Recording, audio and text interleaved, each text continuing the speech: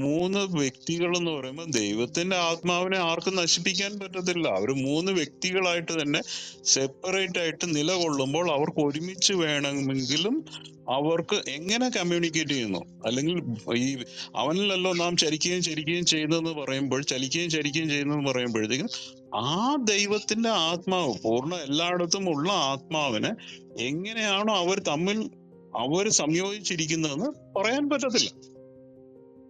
പറഞ്ഞോ? പക്ഷെ അവർ മൂന്ന് വ്യക്തികളായിട്ടും പറയട്ടെ ഞാൻ ഇതും കൂടെ പറഞ്ഞു കഴിഞ്ഞിട്ട് ചോദിച്ചു. ഈ മൂന്ന് വ്യക്തികളായിട്ട് നിലകൊള്ളുക എന്ന് പറയുമ്പോൾ പിതാവ് എങ്ങനെ വേണമോ അത് പുത്രനെ സെപ്പറേറ്റ് ആക്കി വെച്ച്, പുത്രൻ ഇന്നത് അല്ലെങ്കിൽ ഇന്ന കാര്യങ്ങൾ ചെയ്യും, മനുഷ്യരുമായിട്ട് ഇടപഴകുവാൻ വേണ്ടി പുത്രനെ അവിടെ തന്നിൽ നിന്ന് ജനിപ്പിക്കുന്നു. തന്നിൽ നിന്നും പുറപ്പെടുവിക്കുന്നത് മനുഷ്യരുമായിട്ട് ഇടപഴകാനല്ല, മനുഷ്യർക്ക് വേണ്ടി ആവശ്യങ്ങൾ മനുഷ്യരുമായിട്ട് പറഞ്ഞു കൊടുക്കാനോ എല്ലാത്തിനുമായിട്ട് ഈ പറയുന്ന പരിശുദ്ധാത്മാവിനെ തന്നിൽ നിന്ന് പുറപ്പെടുവിക്കുന്നു. ഇതാണ് അവിടെ ഞാൻ ഈ വളരെ കൃത്യമായിട്ട് ഇത് ചെയ്യാൻ ഈ മനുഷ്യരും കൂടെ വന്നു കഴിഞ്ഞാൽ കൺഫ്യൂഷൻ കൂടും. അതുകൊണ്ടാണ് ഞാൻ പറഞ്ഞ മനുഷ്യനെ സൃഷ്ടിച്ചിട്ടില്ല, ഏദൻ തോട്ടം സൃഷ്ടിച്ചിട്ടില്ല, പ്രപഞ്ചം സൃഷ്ടിച്ചിട്ടില്ല. അതിന്റെ എല്ലാം പുറകിലാണ് നമ്മളിപ്പോ നിൽക്കുന്നത്. പിന്നെ നോവാതെ മനുഷ്യനിലോട്ട് പോകല്ലേ.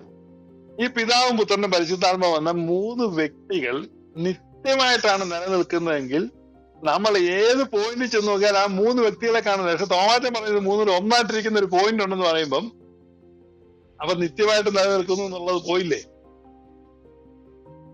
അതല്ലേ പാസ്റ്റർ പറഞ്ഞത്, പിതാവിൽ നിന്ന് ജനിക്കുക എന്ന് താങ്കൾ ഈ പറയുന്ന വിശ്വാസ പ്രമാണത്തിൽ പറയുമ്പോൾ ഒരു സ്റ്റാർട്ടിംഗ് പോയിന്റ് ആയില്ലേ? അതെങ്ങനെ എക്സ്പ്ലെയിൻ ചെയ്യാൻ പറ്റും?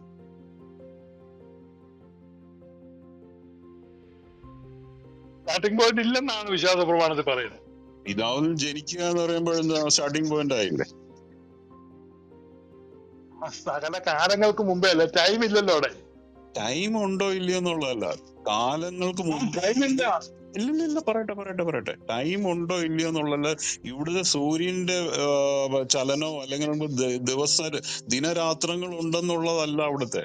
പിതാവിൽ നിന്ന് ജനിക്കുമ്പോൾ അവിടെ സ്റ്റാർട്ടിംഗ് പോയിന്റ് ആയില്ലേ? അതായത് ചോദിച്ചാൽ ടൈം എന്ന് പറഞ്ഞ ഒരു ക്രിയേഷൻ ആണോ? ടൈം ക്രിയേറ്റഡ് ആണ്. ഇപ്പൊ ഈ പറയുന്ന നമുക്ക് സമയം നീങ്ങുന്നത് എങ്ങനെയാണെന്ന് പറഞ്ഞാൽ സൂര്യന്റെ ഇതിന് ബേസ്ഡ് ആണ് നമ്മൾക്ക് ഇവിടെ സമയം നീങ്ങുന്നത്. ഇല്ലായിരുന്നെങ്കിൽ സൂര്യൻ ഒരേ സ്റ്റാൻഡ് സ്റ്റിൽ ആയിരുന്നെങ്കിൽ നമുക്ക് ടൈം ഇല്ല. അപ്പൊ സൗരയൂഥം കഴിഞ്ഞാൽ സൗരയൂഥത്തിനപ്പുറം ടൈം ഇല്ലേ? സൂര്യനൊന്നും അല്ല ടൈമിനെ നിശ്ചയിക്കുന്നു. അബദ്ധം പറയരുത്. ഇല്ല, ഞാൻ പറഞ്ഞ നമ്മളെന്നാണ് പറഞ്ഞത്. നമ്മളിവിടെ അല്ലല്ല, ഇത് ഞാൻ ചോദിച്ചത് ഈ മൂന്നൂടെ ഒന്നായിട്ടിരിക്കുന്നത് എങ്ങനെയാണെന്നുള്ള. അപ്പം ഈ സകല കാലങ്ങൾക്ക് മുമ്പേ പിതാവിന് ജനിച്ചെന്നത് നിത്യാവിശ്വാസ പ്രമാണത്തിൽ പറയുന്നതോടുകൂടെ അവിടെ ടൈം എക്സിസ്റ്റ് ചെയ്യുന്നതിന് മുമ്പാണ് എന്ന് പറയുമ്പം ഈ മൂന്ന് ന്യൂമായും ഇല്ലാത്തൊരു സമയമില്ല എന്നാണ് നമ്മൾ പറയുന്നത്. നിത്യാവിശ്വാസ പ്രമാണത്തിന്റെ വിശദീകരണം പെന്തക്കോസ്തിലെ ബ്രൂമിയോസേതറയിൽ എഴുതി വെച്ചിട്ടുണ്ട്. അതുകൊണ്ട് ഞാൻ പറയുന്നത്. പാസ്റ്റർ, അങ്ങനെയെങ്കിൽ ഈ പറയുന്ന മൂന്ന് ന്യൂമായും സകല കാലത്തിനും മുൻപേ ഉണ്ടായിരുന്നു, അവർ മൂന്നായി നിലകൊള്ളുന്നു എന്ന് പറയുമ്പോൾ ഈ പറയുന്ന എന്താണ് ഈ പ്രോസസ്സ് എങ്ങനെയാണ്? അവർ മൂന്നായിട്ട് തന്നെ നിലകൊള്ളുന്നു. പിതാവിൽ ജനിച്ച പ്രോസസ്സ് എങ്ങനെയാണ് താങ്കൾ പറയുന്നത്? ജനിച്ചിട്ടുണ്ടെങ്കിൽ അവർ ഒന്നായി നിലകൊള്ളുന്നു എന്നല്ലേ അതിനകത്ത് വരത്തുള്ളൂ അർത്ഥം. ഒന്നായിട്ടാണ് അവർ നിലകൊള്ളുന്നത്, അല്ല അവര് വഴക്ക് പിടിച്ചോണ്ടിരിക്കുകയാണ്. അത് തന്നെ ഞാനും പറയും. പിതാവായ ഏക ദൈവമേ നമ്മൾക്കുള്ളൂ. ആ ദൈവത്തിൽ നിന്ന് ജനിക്കുക എന്ന് പറയുമ്പോൾ അവിടെ പിതാവ് എന്നു മുതലുണ്ടോ തന്നിൽ തന്നെ ഉൾക്കൊണ്ടിരുന്നതിനെ താൻ ജനിപ്പിക്കുക എന്ന് പറയുമ്പോൾ വെളിയിൽ കൊണ്ടുവന്ന് സെപ്പറേറ്റ് എൻറ്റിറ്റി ആയി നിലനിർത്തി മനുഷ്യരെ സൃഷ്ടിക്കുന്നതിന് മുൻപേ മനുഷ്യരുമായിട്ട് ഇടപഴകുവാൻ വേണ്ടി ദൈവത്തിന്റെ സർവ്വജ്ഞാനത്തിൽ ദൈവം അതങ്ങനെ ചെയ്തു. ദൈവത്തിന്റെ ജ്ഞാനത്തിൽ ദൈവം അത് ചെയ്തു. ഫസ്റ്റ് ക്രിയേഷൻ ഓഫ് ഗോഡ് എന്നുള്ളത് സണ്ണാണ്. അതാണ് തോമാച്ചൻ പറയുന്നത്. തോമാച്ചൻ അങ്ങനെ പറഞ്ഞില്ലല്ലോ. ഇല്ലില്ല, ഞാൻ പറഞ്ഞ തന്നിൽ തന്നെ ഉള്ളതിനെ താൻ വെളിയിൽ കൊണ്ടുവരുന്ന എന്ന് പറയുമ്പോഴത്തേക്കും അതെങ്ങനെ തന്നിലുണ്ടെന്ന് എങ്ങനെ പറയാൻ പറ്റുന്നേ? എങ്ങനെ ജനിപ്പിക്കാൻ പറ്റും? അല്ലെങ്കിൽ ക്രിയേറ്റഡ് ആകത്തില്ലേ?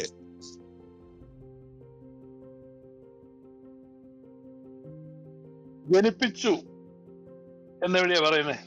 പിന്നെ പിതാവിൽ നിന്ന് ജനിക്കുക അല്ലാതെ പിന്നെ എന്താണ് വരുന്നത്? ആ പിതാവിൽ നിന്ന് ജനിച്ചു, അല്ല ജനിപ്പിച്ചു എന്നില്ല. ഇതാണ് ബോധപൂർവ്വം തെറ്റിദ്ധാരണ ഉണ്ടാക്കുന്നേ. ജനിപ്പിച്ചു എന്ന് വിശ്വാസ പ്രമാണത്തിലില്ല. തോമാച്ചൻ 5 പ്രാവശ്യം പറഞ്ഞു. ഞാൻ എണ്ണിക്കൊണ്ടിരിക്കുകയാണ്. 5 പ്രാവശ്യം തോമാച്ചൻ പറഞ്ഞു തന്നിലുള്ളതിനെ പുറത്തു കൊണ്ടുവന്നു, ജനിപ്പിച്ചു, പുറത്തു കൊണ്ടുവന്നു, ബ്രോഡ് ഫോർത്ത്, ജനിപ്പിച്ചു. 5 പ്രാവശ്യം തോമാച്ചൻ പറഞ്ഞു. ഇതൊരു ഇനി അത് തന്നെ പറഞ്ഞ, ഇനി അതിനെ ജനിപ്പിക്കുക അല്ലാതെ ബോട്ട് ഫോർത്ത്, അത് ജനിപ്പിക്കുക എന്ന് പറയുമ്പോൾ തന്നിൽ ഉള്ളതിനെ താൻ വെളിയിൽ കൊണ്ടുവന്നു. ജനിച്ചു എന്ന് പറയുന്നതും താൻ വെളിയിൽ കൊണ്ടുവരാതെ എങ്ങനെയാണ് ജനിക്കുക?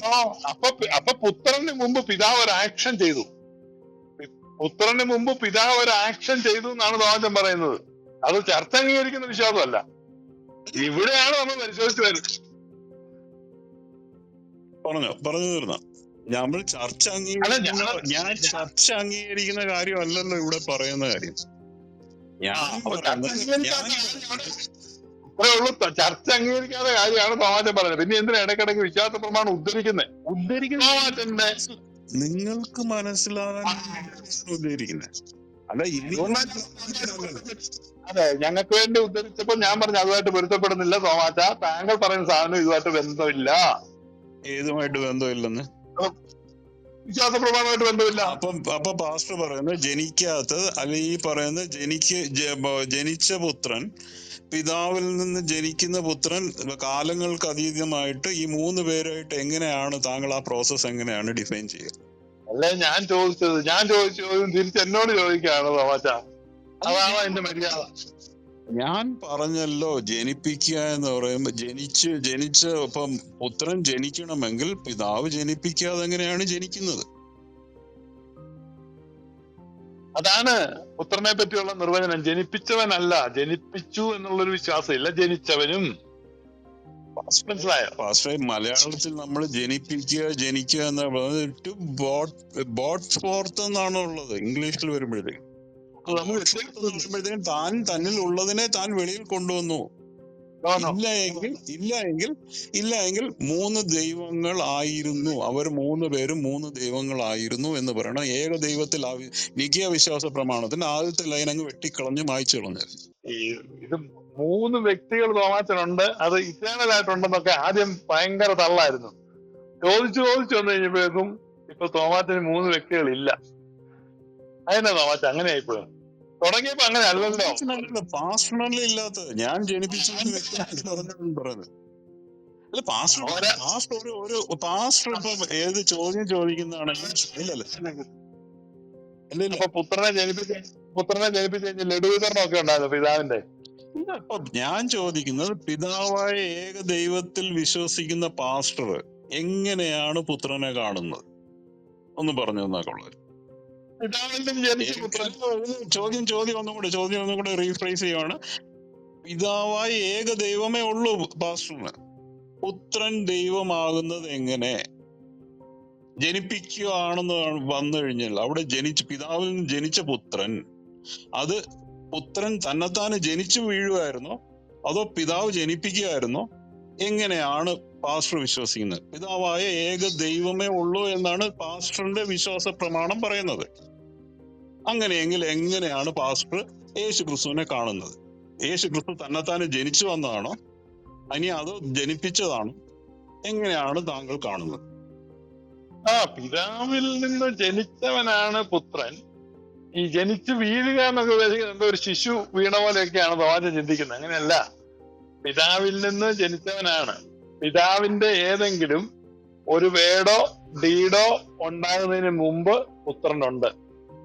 മനസ്സിലായോ? പിതാവിന്റെ ഒരു ഡീഡും ഒരു വേടും ഒന്നും പുത്രന് മുമ്പ് ഇല്ല. അതാണ് ഞാൻ വിശ്വസിക്കുന്നത്.